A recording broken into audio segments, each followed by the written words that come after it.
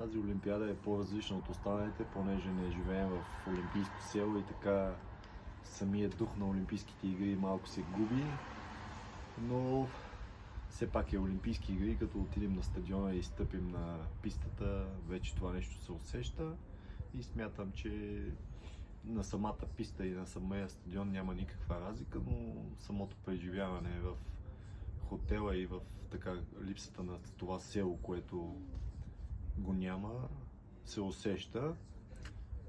Иначе моята от първата до петата олимпиада като човек смятам, че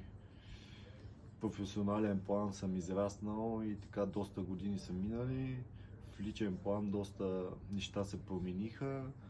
и сякаш като се връщам назад в първата ми олимпиада, всичко беше една сбъдната мечта и една шега,